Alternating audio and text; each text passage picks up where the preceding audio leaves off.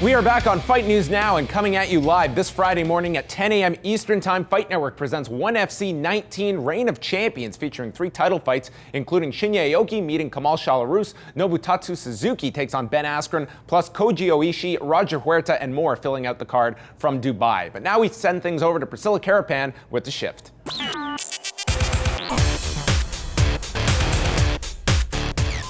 The Zero-Year Story was a game-changer in DC's Batman universe, and now that the year-long arc is over, a new challenge is set for The Dark Knight.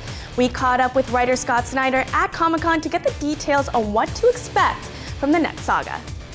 We caught up with writer Scott Snyder at Comic-Con, and he revealed what's next for The Dark Knight. Issue 34 is going to be a really small, tight, dark detective story, introducing kind of a new serial killer to Gotham, and it's also an issue that catches you up after Zero Year on everything that's happened in the present, so it kind of lays the groundwork.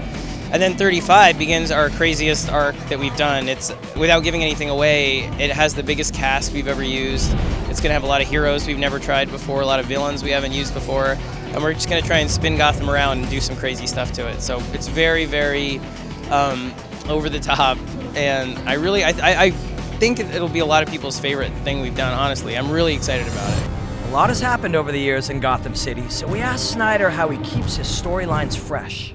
I take a lot of time before I start every story to just mull it over and take notes and think about the themes of the story and what emotionally Bruce is going to go through. So I try and have a lot of things underpinning the story before I begin that I know are not just the plot and all of that stuff, but that are important sort of undertones. Let's say with Death of the Family, I knew there was this theme of kind of the idea of the history of the court jester.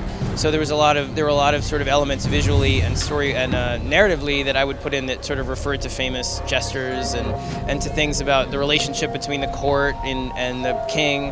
And also it was a comedy, you know, because his face looks like a comedy mask. So a lot of it had to do with this idea of love and servile love. And so things like that. I'll try and do a lot of research so that I have elements that are both thematic and then the kind of emotional depths of what I know I'm going to put Bruce through, I try and make very clear to myself and really mull it over and stuff like that before I get started. So I guess that's kind of my preparation or my fight training, you know, before I do it. The Caped Crusader has been kicking ass in the DC universe for 75 years, and we asked Snyder why Batman maintains his position as one of the most popular characters of all time. I think ultimately what makes him enduring, at least for me at least, is the sense that at core, he's a guy who suffered the scariest thing that can almost happen to a kid, lose your parents in a random act of violence. And I think that speaks to a lot of people today with fears of random violence that are new to us, you know, or relatively new, terrorism and the fear of a gunman or the fear of things blowing up, happening very suddenly.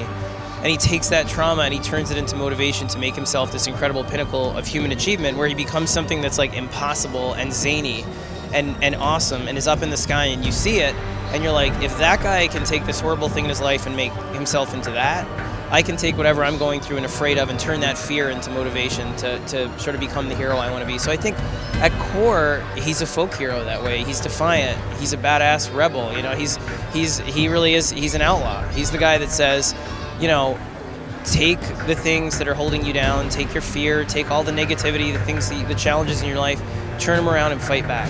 And that is, I think, endlessly enduring and appealing. Batman Endgame begins October 8th, and Scott Snyder is calling it the biggest and most epic story yet. That's it for The Shift this week. Back over to you, John. Thank you, Priscilla. And as time winds down, we have one more thing to get to, and it is this week's viral video. It is the video that is sweeping the nation, one of the biggest videos Fight Network has ever produced. Here it is, starring Robin Black. All right, let's get it on.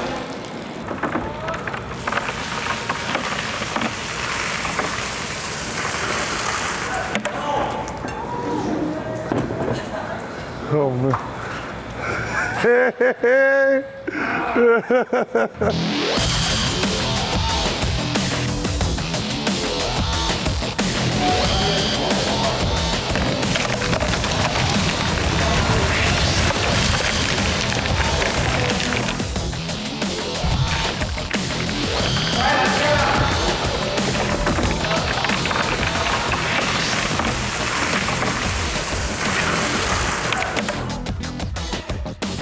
Vanderlei!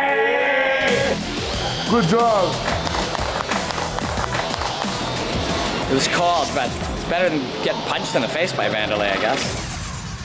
And that brings a close to this week's show. I want to thank all of our guests, including Vanderlei Silva, who you just saw there, Ramsey Nijem, Danny Castillo, Uriah Faber, Dominic Cruz, Rashad Evans. Be sure to catch ONE FC 19 this Friday morning at 10 a.m. Eastern on Fight Network. The MMA Report Thursday at FightNetwork.com featuring Bobby Lashley. And on behalf of John Ramdeen, Robin Black, Priscilla Carapan, and our Fight Network crew, I'm John Pollock. Enjoy all of the fights coming up this weekend.